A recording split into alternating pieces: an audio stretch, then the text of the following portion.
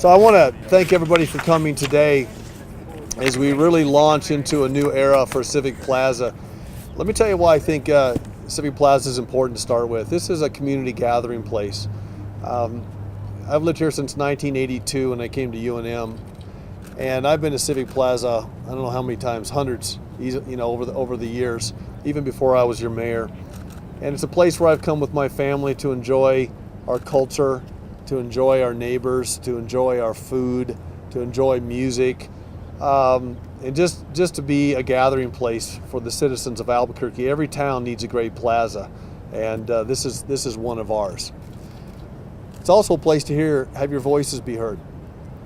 We've had protests in Civic Plaza. We've had people come. We celebrate our veterans here. We remember 9/11 here. We remember our fallen police officers here, and it's a place for public discourse. So it's important that we invest in Civic Plaza, and it's important that it is a place that you can do all of those things as a community member. And that's what we're here to do today.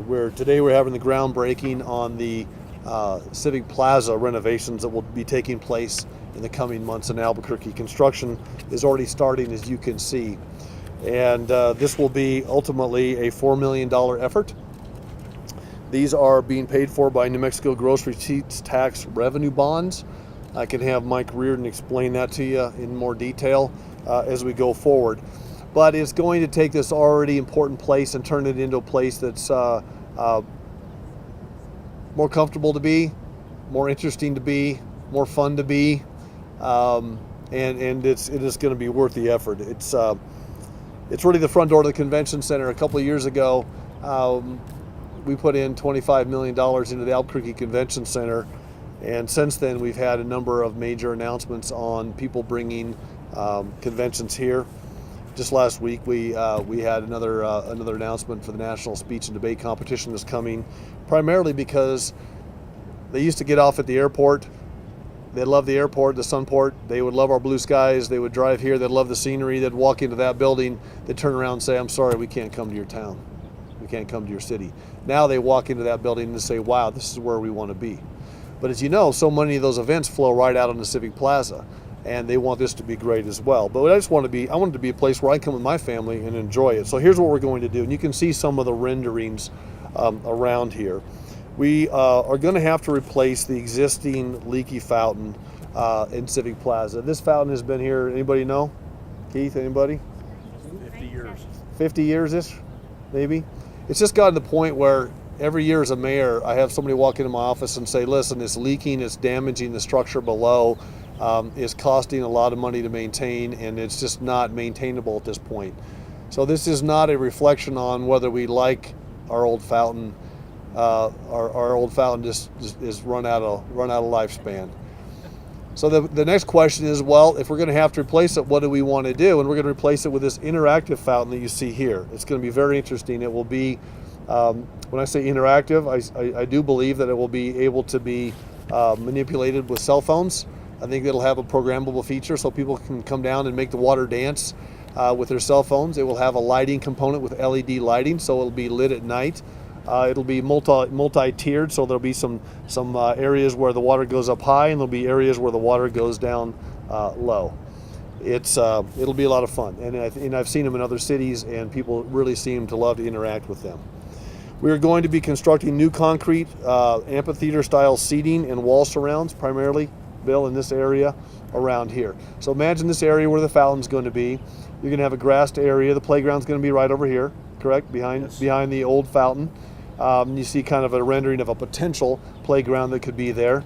You're going to have some places for people to sit and to gather. Might end up being a place that attracts a little bit of if you're familiar with busking, someone with a guitar singing a song, somebody doing some public performances might be a good area for that as well. The new playground will be here. It'll also be installing a new shade canopy over the amphitheater adjacent to the fountain. So imagine coming down with your kids and your grandkids, and they're down here on the playground. They're enjoying interacting with the water display, and you can sit there in the shade at the same time. We're also going to make significant changes, if you look behind you, to the stage. This is an area where we have a lot of things going on here as a community. we're going to be installing a large video display. So if you look at this, if you look at the stage now, the concrete steps will still be there. We're going to do some framing on that box type structure that is there, and it's going to have an enormous video screen on there. So picture 9/11. We could be there giving our remembrances to 9/11, and there could be a video of a flag waving in the background. Imagine when we had Los Lobos here a couple of years ago for our Centennial Summerfest, where we had, gosh, who knows how many, 20,000 people in Civic Plaza. The band can have their B-roll running behind them, and there are things that they do to make a better concert experience.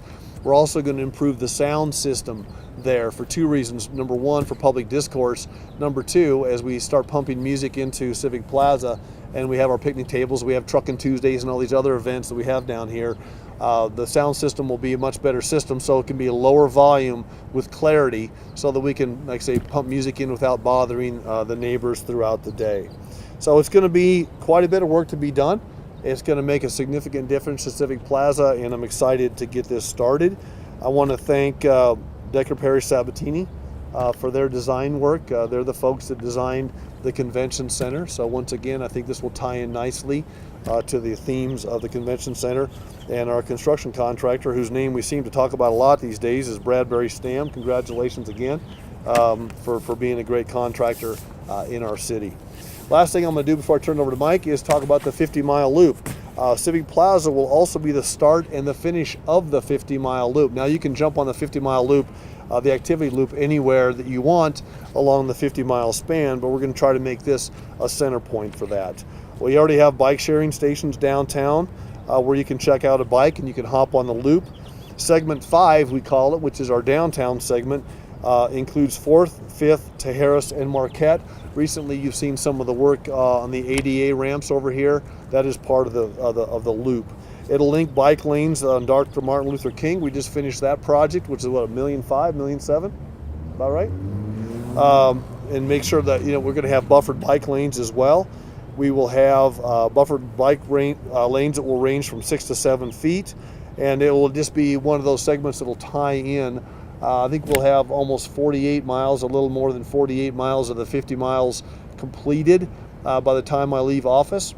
The only two pieces that won't be completed are the ones out on the North Diversion Channel. You will be able to ride the 50-mile loop. There will be signage. We just won't have some of the improvements made. So hopefully the next administration will have an opportunity to do that as well.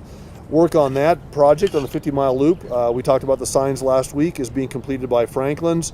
Earth moving, Intermountain slurry seal, sandbar construction, and the downtown section of the loop that we're doing is about 9/10 of a mile as well. So lots of interesting things going on here, along with One Central, along with Innovate ABQ. Hotel Chaco's going on. We've got about $300 million worth of construction going in Albuquerque. In the TOD area of ART, there's about $150 million worth of construction going just between Hotel Chaco and One Central. So there's just an awful lot going on in the core of our city.